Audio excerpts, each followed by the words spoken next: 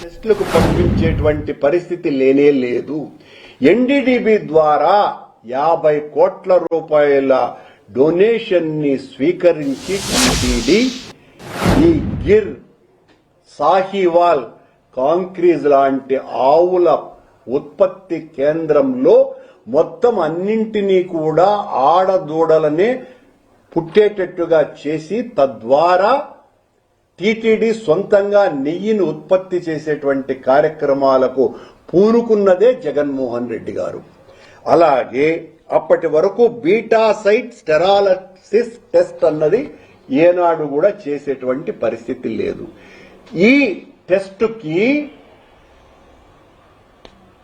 పరికరాల కోసమని టెండర్కు పోయింది కూడా జగన్మోహన్ రెడ్డి గారి ప్రభుత్వమే. మరి మా హయాంలోనే కదా ఈ రకమైనటువంటి ఏర్పాట్లన్నీ కూడా మేము చేసింది. సరళం చేయటం ద్వారా కొత్తగా వచ్చినటువంటి సంస్థలు ఏవి, తద్వారా నెయ్యి కల్తీ చేసినారు అన్నటువంటి ఏ విషయంలో బయటపడ్డది అన్న విషయం చంద్రబాబు నాయుడు గారు కానీ పవన్ కళ్యాణ్ గారు కానీ చెప్పకుండా సరళతరం చేయడం ద్వారా అన్ని కంపెనీలు వచ్చినాయి అని మాట్లాడుతున్నారు. సరళతరం చేయకముందే బోలే బాబా అనేవాడు టెండర్ వేసున్నాడు. సరళతరం చేయకముందే ప్రీమియర్ డైరీ 90% చంద్రబాబు టైంలో అంతా కూడా నెయ్యిని సరఫరా చేసింది. మేము కఠినతరం చేసిన తరువాతనే ఏఆర్ డైరీ, ఈరోజు ఏఆర్ డైరీ అనేటువంటి 4 ట్యాంకర్లను పట్టుకొని ఈ కల్తీకంతా కూడా కేంద్ర బిందువుగా మారినటువంటిది ఏదైతే ఉందో ఇది కఠినతరం చేసిన తరువాత పాల్గొన్నటువంటి టెండరర్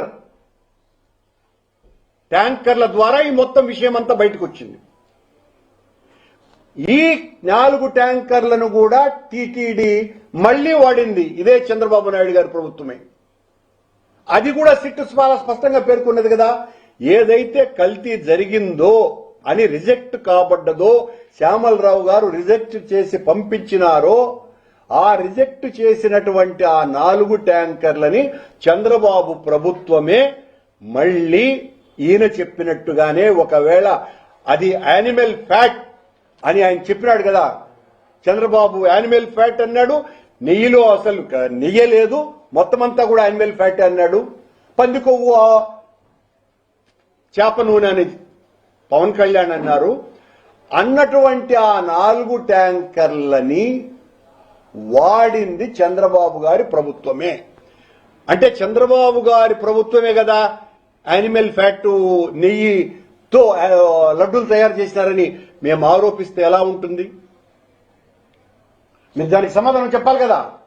నువ్వే కదా చెప్పింది. ఆ 4 ట్యాంకర్ల రిపోర్టు వచ్చింది కనుకనే, ఎన్డీడీబీ రిపోర్టు వచ్చింది కనుకనే నేను మాట్లాడాను అని మాట్లాడుతున్నటువంటి ముఖ్యమంత్రి గారు ఆ 4 ట్యాంకర్లని ఆ పంది కొవ్వు, ఆవు కొవ్వు వాడినటువంటి నెయ్యితో తయారు చేసినటువంటి నెయ్యితో లడ్లు తయారు చేసింది మీ సంస్థే కదా.